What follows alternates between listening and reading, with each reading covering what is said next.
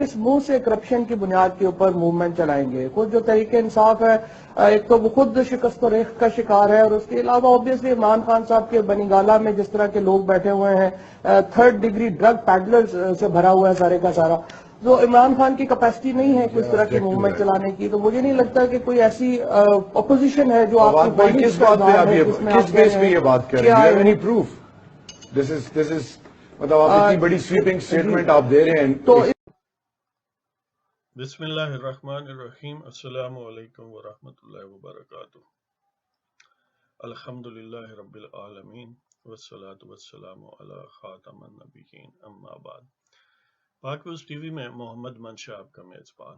آج کا پروگرام بڑا ذرا سنسنی خیز اور مختصر لیکن دلچسپ ہے. بس ایک ہی موضوع ہے، رانا ثناء اللہ کی گرفتاری. ویسے اس پر ایک مختصر سی ویڈیو تو اپلوڈ یہ کچھ گھنٹے پہلے جب گرفتاری ہوئی تھی اس وقت کر دی گئی تھی. تب میں دفتر میں تھا تو اتنا ہی ٹائم ملا. تو اب تھوڑا تفصیل سے اس ایشو کو ڈسکس کرتے ہیں. رانا ثناء اللہ پاکستان مسلم لیگ نواز پنجاب کے پریزیڈنٹ ہیں اور سابق لا منسٹر ہیں پنجاب کے، اور اب MNA ہیں. اور پاکستان مسلم لیگ کے پنجاب میں جو عام اسٹالورٹس ہیں وہ ہیں، اور ایسی شخصیت ہیں جو ہر موسم میں اپنا رکھ رکھاؤ اور اپنی وفاداری قائم رکھتی ہے تمام تر صعوبتوں، تکلیفوں اور مشکلات میں. اس ضمیر فروشی کے موسم میں بھی انہیں گرفتار ہی کیا جا سکتا ہے، خریدا نہیں جا سکتا. تو بہرحال اطلاعات کے مطابق جیسے سب لوگ جانتے ہیں کہ وہ فیصل آباد سے براستہ موٹر وے جا رہے تھے لاہور میں کسی پارٹی میٹنگ کے سلسلے میں. تو سکھکی کے قریب موٹر وے پر انہیں گرفتار کیا گیا. اینٹی نارکوٹکس فورس جس کے سربراہ عموماً میجر جنرل رینک کے یعنی افواج سے، آرمی سے ان کا تعلق ہوتا ہے، وہ میجر جنرل ہوتا ہے جو اینٹی نارکوٹکس فورس کا سربراہ ہے. اس ایجنسی نے گرفتار کیا، اور یہی ایجنسی تھی جس کے کور کے تحت مشرف دور میں بھی رانا ثناء اللہ کو انہی الزامات کے تحت گرفتار کیا گیا تھا اور تشدد وغیرہ کیا گیا. ان کی مونچھیں اور بھویں مونڈ دی گئیں. اور جب وہ اس وقت پنجاب اسمبلی کے اس یعنی خزاں کے موسم میں بھی وہ MP تھے نون لیگ کے، اور انہوں نے پنجاب اسمبلی میں مبینہ طور پر کھڑے ہو کر یہ کہا کہ ظالمو تسی تے مچھا مننیاں جنرل اروڑا دیاں تے میریاں من دیتیاں نے. ناظرین کو پتا ہوگا کہ جنرل اروڑا وہی تھے جو وہ اپنا ایسٹ بنگال جب فال ہوا تو جس کے ہاتھوں ہمیں عظیمت اٹھانا پڑی. وہ اس کمانڈ کے سربراہ تھے، انڈین آرمی کے جنرل تھے. اور ہمارے امیر عبداللہ خان نیازی AAK نیازی نے جو ہتھیار ڈالے وہ جنرل اروڑا کے سامنے ڈالے، اور اس نے اس کی ظاہر بےزتی کی. لیکن ہمارے جنرل کی غیرت پھر بھی نہیں جاگی. آج بھی وہ ویڈیو اویلیبل. بہرحال یہ ایک ضمنی بات تھی کہ آتے ہیں رانا ثناء کی طرف. وہ فیصل آباد سے مسلم لیگ کے انتہائی مخلص، طاقتور، انرجیٹک اور ڈائنامک لیڈر ہیں. اور جب انہیں کوئی خریدا نہیں جا سکا تو ظاہر ہے الٹیمیٹ یہ حربہ استعمال کیا گیا. اور یہ جو دشمن بھی ہو نا، اگر جرت مند ہو تو اس کے جرت کی قدر کرنی چاہیے. تو رانا ثناء اللہ ایک ایسا جرت مند آدمی ہے کہ اس ضمیر فروشی کے موسم میں آپ کو پتا ہے کہ کچھ پرندے تو ملنے ملانے میں اور درگاہ پر حاضری دینے کے بھی چکر میں ہیں، لیکن کچھ لوگ ہیں آج بھی جو ڈالروں یا روپاؤں کے تھیلوں کے وزن سے جن کی گردنیں نہیں جھکتی، گردنیں کٹ جاتی ہیں، جھکتی نہیں ہیں. انہی میں سے ایک کا نام رانا ثناء اللہ ہے. تو پہلے کی طرح اب بھی وہ صعوبتیں برداشت کریں گے اور انشاءاللہ سرخ رو ہو کر نکلیں گے. تو دیکھتے ہیں کہ جو جفاجو ہیں ان کے بازوؤں میں کتنی طاقت ہے کہ وہ جو تھیلوں سے مرعوب نہیں ہوئے وہ ان کے ظلم و جور اور جبر سے مرعوب ہوتے ہیں یا نہیں. تو اس سلسلے میں ظاہر ہے مسلم لیگ نواز کے لیڈروں نے بھی کنڈیم کیا ہے، نواز شریف نے، مریم نے، اپوزیشن لیڈر شہباز شریف نے، اسی طرح پیپلز پارٹی کے لیڈر ہیں بلاول بھٹو، زرداری اور باقی ایون جمعیت علماء اسلام کے سربراہ جناب مولانا فضل الرحمان اور جتنے بھی ایسی شخصیات ہیں جو جرأت و عزیمت کو پسند کرتی ہیں. کچھ تو ایسے رذالت بھرے لوگ ہیں جو صدقہ و خیرات کھا کر پھر ڈکار بھی نہیں لیتے اور پھر لیکچر بھی دیتے ہیں اور اسی پر عیاشی بھی کرتے ہیں.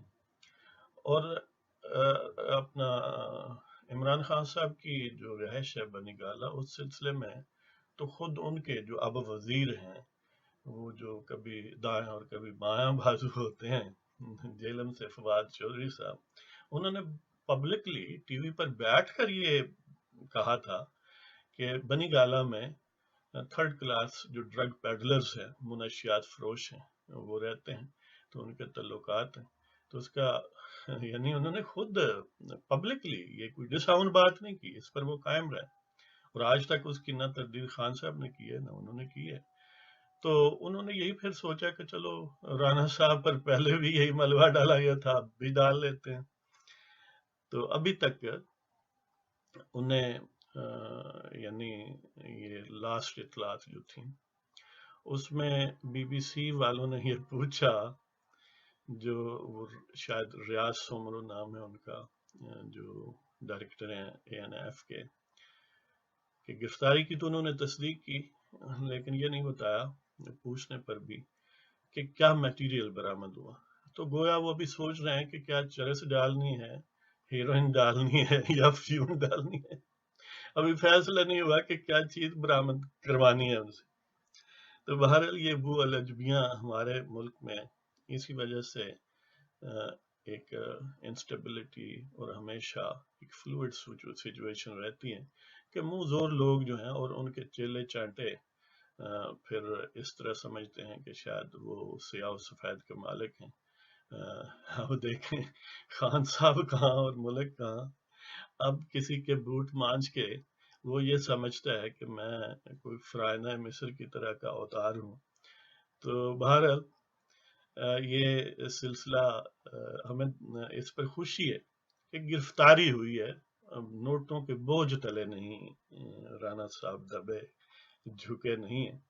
تو وہ جو عام طور پر بغیرتی کو اپنا رہنما سمجھتے ہیں، انہیں رانا صاحب کی عظیمت دیکھ کر کچھ عبرت پکڑنی چاہیے کہ انسانی ضمیر جو ہے اس کی تذلیل کرنا مناسب نہیں ہے.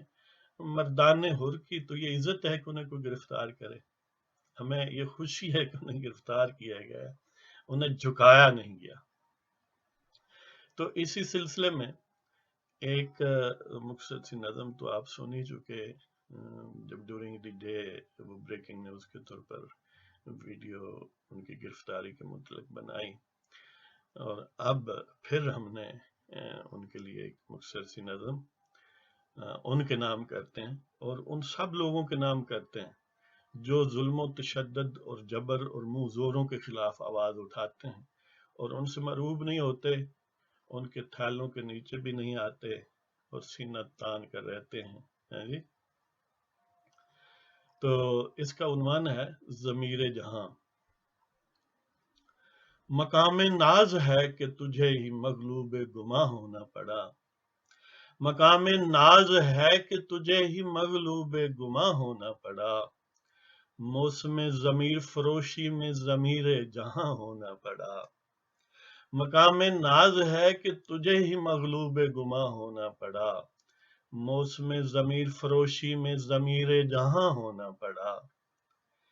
کم ظرف غلامان طاقت شناسائے خودی کہاں، کم ظرف غلامان طاقت، وہ جو منہ زوروں کے مالشی ہیں آج کل اپنے آپ کو حکمران سمجھتے ہیں، کم ظرف غلامان طاقت شناسائے خودی کہاں. ان میں غیرت وہ ایک شخص نے ایک دن مجھ سے پوچھا یار یہ تو غیرت کیا ہوتی ہے؟ میں نے اسے سمجھانے کی کوشش کی، لیکن میں نے اسے یہ کہا کہ آپ یہ سمجھ نہیں سکتے، میں اگر پورا سال بھی لگا. وہ کہتا کیوں؟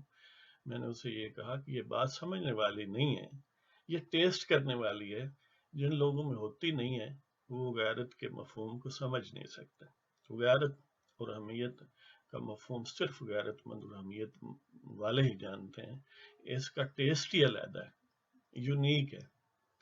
تو کم ظرف غلامان طاقت شناسائے خودی کہاں، بہر رفعت آدم تمہیں اہمیت کا پاسباں ہونا پڑا. مقام ناز ہے کہ تجھے ہی مغلوب گماں ہونا پڑا، موسم ضمیر فروشی میں ضمیر جہاں ہونا پڑا.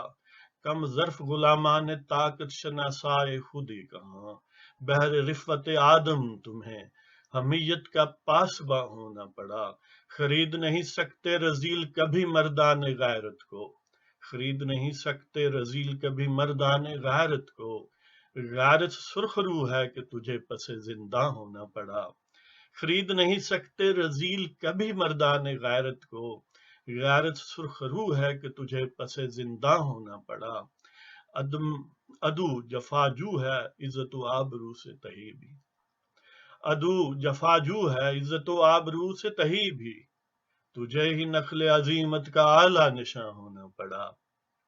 مقام ناز ہے کہ تجھے ہی مغلوب گماں ہونا پڑا، موسم ضمیر فروشی میں ضمیر جہاں ہونا پڑا. کم ظرف غلامان طاقت شناسائے خودی کہاں، بہر رفعت آدم تمہیں حمیت کا پاسباں ہونا پڑا.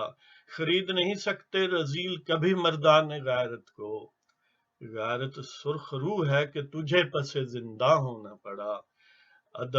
ادو جفاجو ہے، ادو جفاجو ہے عزت و آبرو سے تہی بھی، ادو جفاجو ہے عزت و آبرو سے تہی بھی، تجھے ہی نخل عظیمت کا اعلیٰ نشاں ہونا پڑا. ادو جفاجو ہے عزت و آبرو سے تہی بھی، تجھے ہی نخل عظیمت کا اعلیٰ نشاں ہونا پڑا. تو دشمن میں بھی غیرت ہو، اہمیت ہو تو اس کی قدر کریں، اور بے غیرت دشمن یا دوست دونوں صورتوں میں فائدہ مند نہیں ہوتا.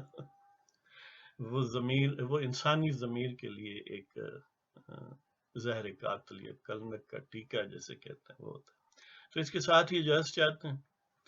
خدا حافظ. پاکستان زندہ باد.